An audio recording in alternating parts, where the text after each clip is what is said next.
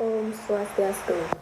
Perkenalkan, nama saya Akademi Tarini dengan NIM 2212011044. Pada kesempatan kali ini, saya akan mempresentasikan materi bab 4, yaitu Sastra Zaman Peralihan Hindu-Islam. Terdapat 14 hikayat pada sastra zaman peralihan Hindu-Islam. Yang pertama, Hikayat Puspawiraja. Hikayat ini berasal dari Thailand. Pertama, dalam hikayat ini tidak terdapat kata-kata atau gelar yang berasal dari Det. Kedua, hikayat ini mempunyai persamaan yang sangat dekat dengan versi Parsi Indianya. Yang ketiga, plotnya yang menceritakan musibat selepas kanak-kanak memegang burung kecil, mungkin berasal dari bahasa Pali, ditunjukkan oleh Van der Tuch tatkala yang dikatakan sebagai kata Siam yang berarti Astana Pura Negara, mungkin adalah Tasyasila, sebuah universiti Buddha yang terkenal dalam sastra India. Hikayat ini pernah 2 kali diterbitkan. Mula-mula diterbitkan oleh J.C. Freycinet sebagai Hikayat Bispu Raja pada tahun 1849 di Leiden, kemudian diterbitkan pula oleh Government di Singapura pada tahun 1899. Materi kedua yaitu Hikayat Parang Punting.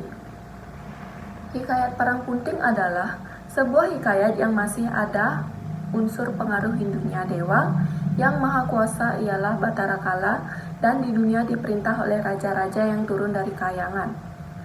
Winchet pernah membicarakan sebuah naskah yang ditulis di Singapura pada tahun 1920.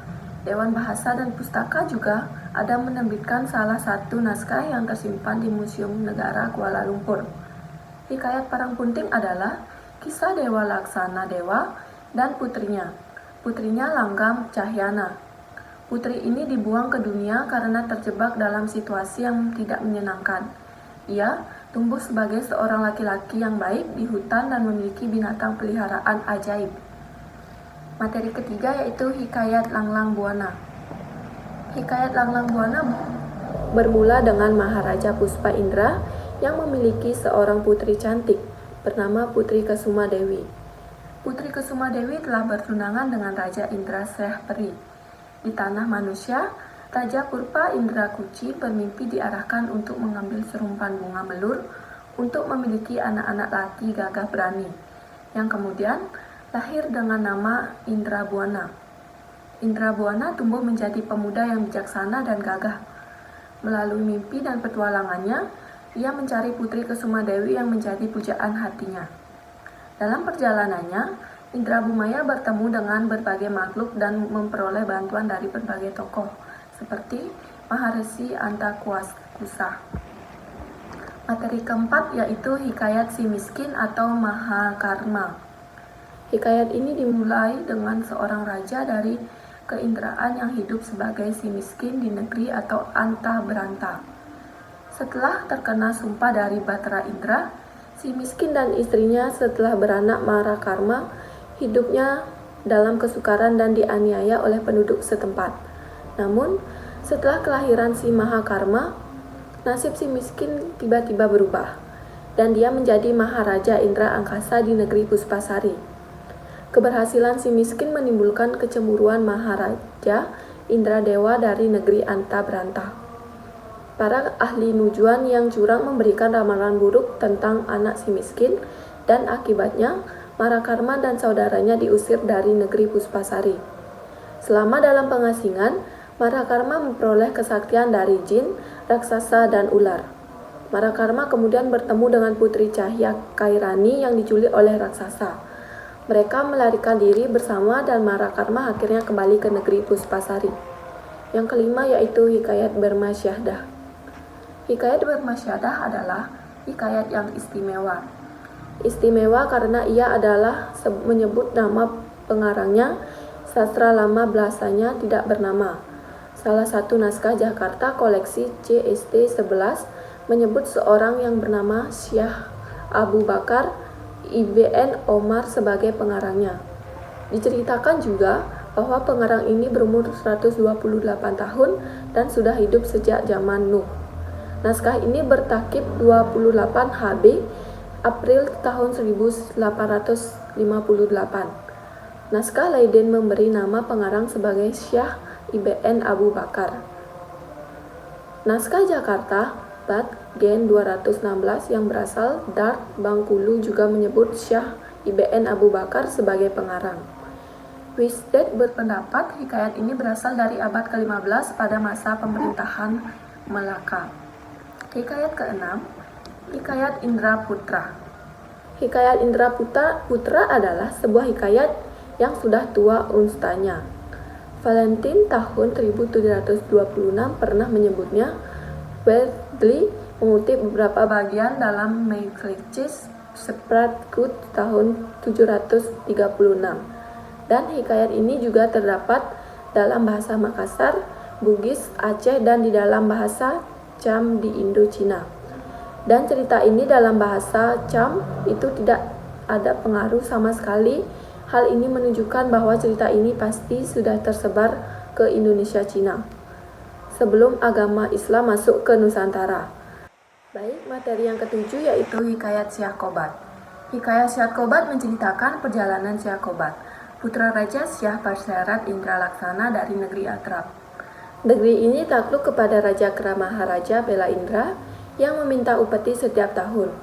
Syah Kobat dilatih oleh moyangnya memperoleh kesaktian. Dalam petualangannya, ia membunuh seorang raja jin yang menculiknya. Syah Kobat jatuh cinta pada Tuan Putri Castik Ratna Dewi yang sudah bertunangan.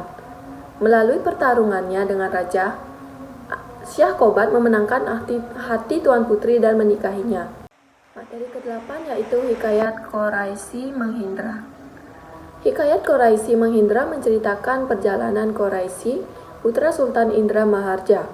Dalam menghadapi liku-liku kehidupan dan petualangannya, Quraisy awalnya bertunangan dengan Sri Udara, putri Sultan Gempinta Gunung. Namun, pertunangan itu putus karena ulah Hatifah Maya Dewi. Setelah kejadian tersebut, Sri Udara menikah dengan Agas Paduka Alam, tetapi hubungan mereka tidak bahagia dan suaminya meninggal. Quraisy sangat sedih meninggalkan negeri dan belajar ilmu kesaktian di sebuah gunung, memperoleh senjata-senjata ajaib. Selanjutnya materi yang ke-9 yaitu Hikayat Indra Bangsawan. Hikayat Indra Bangsawan adalah contoh hikayat zaman peralihan yang baik.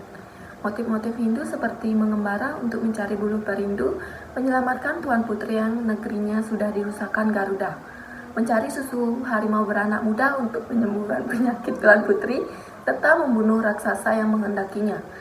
Semuanya terdapat di dalamnya, tetapi semasa kawin Indra Bangsawan dinikahkan oleh Kadi di hadapan sida-sida yang yakin pada agama. Setelah naik takhta kerajaan, Indra Bangsawan bergelar sultan pula. Materi 10 yaitu Hikayat Jaya Lengkara. Hikayat Jaya Lengkara bermula dengan cerita tentang Raja Saiful Muluk dari Ajam Saukat yang memiliki dua istri, Putri Sukandarun dan Putri Sukanda Bayang-Bayang. Putri Sukanda Bayang-Bayang melahirkan anak kembar, Makdam dan Makdim. Sementara Putri Sukandarun merasa tidak beruntung karena belum memiliki anak. Melalui doa Putri Sukandarun, akhirnya dikaruniai seorang putra tampan Jaya Lengkara. Negeri menjadi makmur selama pemerintahan Jaya Lengkara, tetapi saudara-saudaranya Makdam dan Makdim iri akan nasibnya. Mereka berdusta kepada raja bahwa Jaya Lengkara akan membawa malapetaka dan akhirnya raja membuang Jaya Lengkara di negeri. Selanjutnya materi yang 11 yaitu Hikayat Nahkoda Muda. Hikayat Nahkoda Muda bermula dengan Raja Ghaznawi yang memimpikan seorang perempuan cantik Siti Sara. Dua putra Maharaja, Husain Mandari dan Husain Mandi, dikirim pencari Siti Sara. Mereka bertemu Siti Sara yang menyamar sebagai nahkoda muda dan berbagai petualangan terjadi, termasuk taruhan catur dengan Raja Ghaznawi. Siti Sara berhasil memenangkan taruhan dan membawa kebahagiaan pada negeri Ghaznawi. Namun, Raja Ghaznawi pergi berburu dan meninggalkan Siti Sara. Materi yang ke-12 yaitu Hikayat Ahmad Muhammad. Hikayat Ahmad Muhammad menceritakan kisah Ratna Kasihan yang memiliki dua anak yaitu Ahmad dan Muhammad. Ahmad dan Muhammad tumbuh menjadi anak yang baik dan berbakat.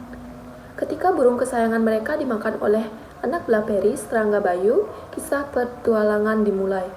Serangga Bayu memiliki keahlian khusus, termasuk panah yang dapat mengeluarkan lebah dan tabuhan. Sementara itu, Ratna Kasihan memiliki 2 putri yang dinikahi oleh Ahmad dan Muhammad. Materi yang ke-13 yaitu Hikayat Syah Mardan. Hikayat Syah Mardan juga dikenal sebagai Hikayat Indrajaya dan Hikayat Bagar Mandantaraja adalah sebuah kisah penuh petualangan yang melibatkan Syah Mardan, putra Raja Bagarma dan Tajaya. Kisah ini mencakup perjalanan hidupnya, mulai dari pembelajaran ilmu hikmat dari seorang Brahma, pertemuannya dengan Putri Kemala Ratna Dewi yang ditawan oleh seorang raksasa, sehingga pernikahannya dengan Putri Chandrasari. Melalui serangkaian peristiwa dan petualangannya, Syah Mardan menghadapi ujian dan mengembangkan kebijaksanaannya. Selanjutnya materi terakhir yaitu Hikayat Isma Yatim. Hikayat ini sudah 2 abad usianya. Valentijn sudah menyebutnya pada tahun 1726. Kemudian, Wendley menyebutnya pula pada tahun 1736. Pada tahun 1825, Roda dan Van Eyanga sudah menerbitkannya pada tahun 1825 di Jakarta. Kemudian, hikayat ini dicetak pula di Singapura bagi kanak-kanak yang belajar dalam sekolah Melayu bahagian 1 saja. Bahkan hikayat ini mula-mula dicetak di Singapura. Tidak dapat diketahui, hanya saja pada tahun 1912 ia sudah mengalami cetakan yang kelima. Menurut Wendy, bahasa hikayat ini sangat indah, tetapi pendapat ini tidak disetujui oleh R.O. Winstead DT. Baik, sekian dari presentasi materi bab 4. Saya tutup dengan Parama Santi. Om Santi Santi Santi Om.